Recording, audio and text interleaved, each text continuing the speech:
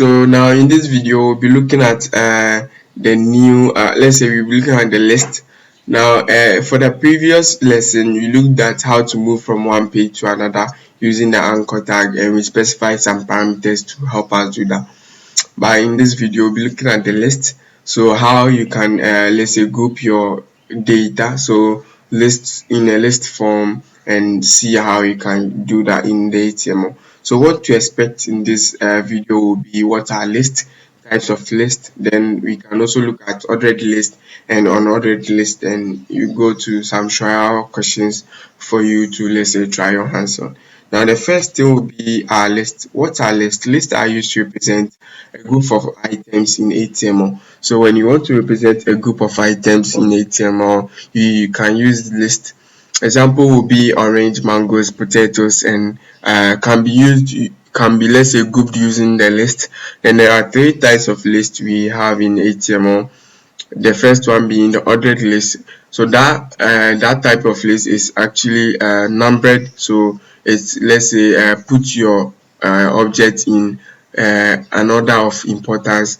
Then the unordered is not numbered, so not important order. Then the description list will be, let's say you are creating list terms, then you describe it. So you have a header, which is your description header, then your list will also come. Okay, so that's what we are talking about when we say description list. So the first one being the ordered list. Now ordered list can be created using the OL tag. So when you want to create an ordered list, you use the OL tag, and it is represented as OL, opening and closing tag, used when ordering is important, and we can use the start and value parameters to order our list. You will see that when we start the practical coding in VS Code. The start parameter can be used to specify the number the list is starting from. Then the value is specified in the list itself, so the value parameter. The numbering could also be reversed by using the reverse option. Another important parameter is the type, which takes these parameters as a value, or these values as a value or something. Now we can go to our VS Code and see how we can apply what we just read in the slide. So I'll go to my VS Code. Okay, so this is what we did the last time. Let's say I want to add something which is a list. So to add a list, as we saw, it's just the OL tag you'll be using. So OL, then I'll close it here, OL. Okay, now anything inside this list should be wrapped around the li tag, which represents it as a list. But for you to recognize it as an ordered list, you need to wrap all the list tags inside the OL tag. So the main tag you need to wrap your list with is the OL tag. Then each list should be, or each list of item should be wrapped around the li tag. So you need to just do li. So since it's inside the OL tag, I just use the tab key to, let's say, indent it. So li, then you close it with the li tag, the same thing here. Now let's say I want to do something like mangoes, oranges, potatoes, tomatoes, and so on. So mangoes, okay, mangoes. Then I'll go to potatoes, so li. So you need to bring the li whenever you are specifying a particular item. So we go to tomatoes, then you close it, then you go to potatoes, so potatoes, then you close it. Okay, so this is a very small example of how you can, let's say, do an ordered list here. Now, oh sorry, I just closed this guy here, so I need to open and close it. So li. So the first one you have to do is just wrap it around the li tag, which is the list.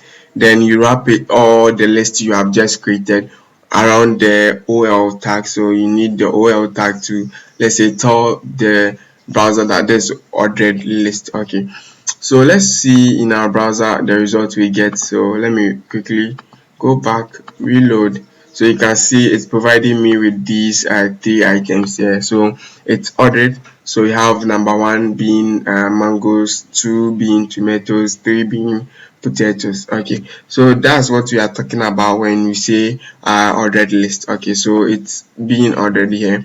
Now let's see what we said about in this slide. So we said we can use the start and value parameters to order our list. So when we want to order our list in a specific way, we can use these two parameters to do that. So I can go to my VS Code. Now the start parameter is used inside your OL tag itself. So when you want to start from a particular number, so you just go to here, start. Okay, now every value is inside a code, so you put it inside. Now let's say I want to start from 3 instead of 1. I put 3 here, then go to my browser, run the code and see if I'm getting it. So you can see it started from 3, went to 4 and 5. So when you want to start from a particular number, you use the start parameter. Let's say I want to let's say break off from the start I'm looking at, or when I want to start from a particular number in the list itself. So the value parameter can be applied. So I could, let's say value, then I'll say start from though I started from 3, but I want to start from 1 again, so 1. Then I'll go to my Google Chrome, reload. So you can see I started from 3.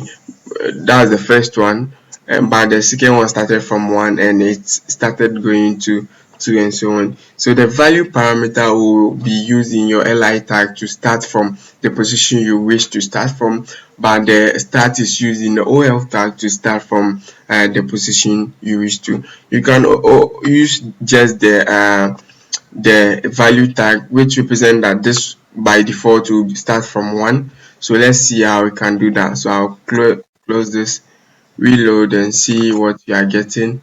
So I'll see. Okay, so you can see there's the default one, which is the 1. Then since I started from 1 here, so it repeated itself 1 1 1 and 2. So that's what we are talking about. So that will be that for the start and the value parameter. Now you can also look at the next parameter, which is the reverse parameter or reverse attribute. So when you want to reverse your numbering, so instead of going from 1 to 2 to 3, you just use the reverse.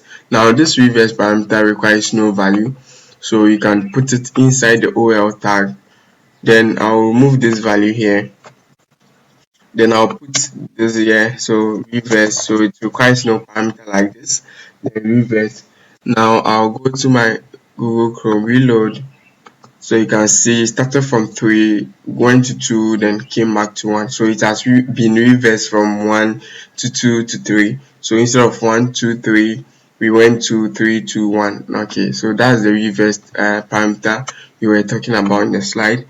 Then we can also have the type parameter, which specify a particular option you want to start with. So let's say I want to start with a number, you use the number here, which is 1.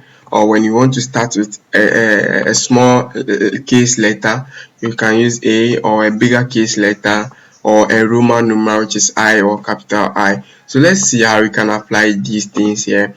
So I'll apply all of them inside my code. So type, then I'll say being equal to the first one, being equal to number 1. So that's the default value we see normally. Then I could also do another list here, another list here, and another list here. Now this one will be small case A, then big case A will be here, small case I, which represent the Roman numerals, and the next one will be big case I, which represents the uppercase Roman numeral.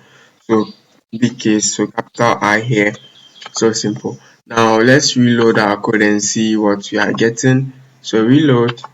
So you can see this started from numbers, we went on to small case letters, then big case letters, then we move on to the Roman numerals I, then big numerals I. So that's what we meant by the ordered list and the parameters that is very important in the ordered list.